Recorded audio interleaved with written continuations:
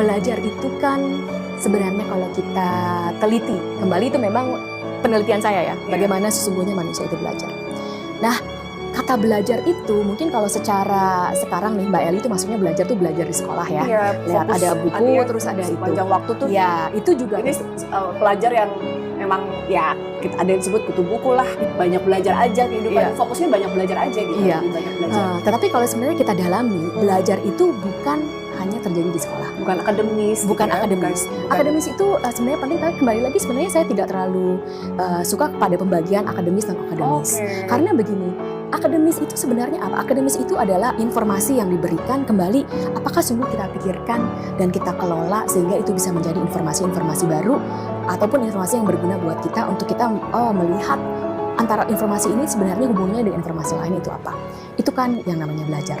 Tapi belajar itu semuanya bisa dilakukan di setiap tempat dan setiap saat. Misalnya ini dari penelitian saya sendiri.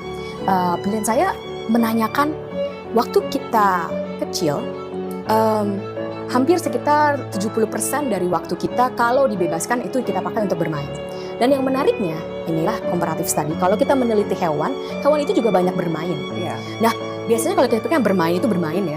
Tetapi kalau kita tanyakan, itu pasti ada fungsi evolusi. Maksudnya kenapa dari evolusi itu, kenapa kita masih memakai banyak waktu untuk bermain?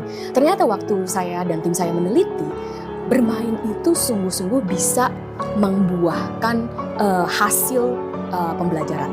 Pembelajaran apa? Misalnya, waktu kita bermain, kita sebenarnya itu banyak memecahkan masalah. Apa masalahnya?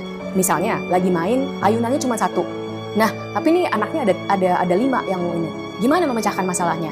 Satu, kalau misalnya pada berantem, rebut-rebutan, nanti nggak ada yang main. Jadi nangis-nangisan. Itu bukan pemecahan masalah yang baik. Tetapi kalau ada satu yang bilang, ayo kita giliran. Kamu 5 kali, jadi saya dorong. Ya, jadi berpikir, habis itu saya yang didorong. Itu pemecahan masalah. Nah, jangan salah kira. Wah, kalau kecilnya itu sering bisa memecahkan masalah, nanti besar juga bisa memecahkan masalah. Iya. Dan waktu bermain itu juga bisa kita belajar kooperatif, kita belajar kerjasama, kita juga belajar negosiasi. Dan itu sebenarnya sama sekali jarang diajarkan di kelas. Nah, iya itu. Jadi waktu bermain pun itu manusia sebenarnya juga belajar.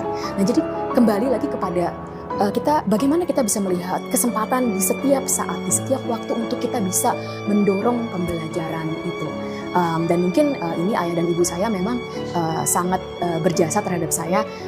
Dimanapun dan diapapun itu saya diajak untuk berpikir. Misalnya saya ingat waktu saya kecil, ayah saya sering nanya kalau kita beli sate, coba pikirin kenapa itu yang jualan sate itu kenapa jualan sate cuma dari jam 8 malam. Coba kalau dia jualannya dari jam 8 pagi, apa mungkin dia jualannya akan lebih banyak dan dapat uangnya lebih banyak ya. Nah, coba kamu pikirin itu. Nah, itu kan itu pertanyaan yang sebenarnya sederhana, tapi kita bisa jadi berpikir, oh kenapa ya? Ternyata mungkin juga kalau jualan dari pagi ya nggak ada yang beli, satenya pagi-pagi, jadi sebenarnya udah menghabiskan waktu ini, tapi pendapatannya tidak terlalu banyak. Nah, itulah pertanyaan-pertanyaan yang diajukan. Kembali juga kepada orang tua, ini penelitian saya lagi. Tetapi yang kita tanyakan, manusia itu pada dasarnya memang senang bertanya. Nah, tetapi di dalam pertumbuhan manusia itu ada anak-anak yang di lingkungannya mereka justru lebih didukung untuk bertanya lebih banyak. Tetapi ada di lingkungan yang anak-anak itu bertanya, udah nanya-nanya mulu gitu ya. Oh iya, jangan nanya-nanya, emang begitu. Iya. Semua ditanyain gitu kan, langsung dimatiin langsung gitu dimatikan. Ya. Nah, itulah yang mungkin menjadi kalau misalnya jawaban seperti itu, mereka juga tidak akan lebih sering bertanya. Nah, itulah jadi yang belajarnya jadi lebih kurang. Jadi kita sungguh harus ayo bersama kita memikirkan kata belajar itu sungguh terjadi di mana saja, kapan saja, bukan hanya di kelas. Tapi di kelas juga sangat penting ya.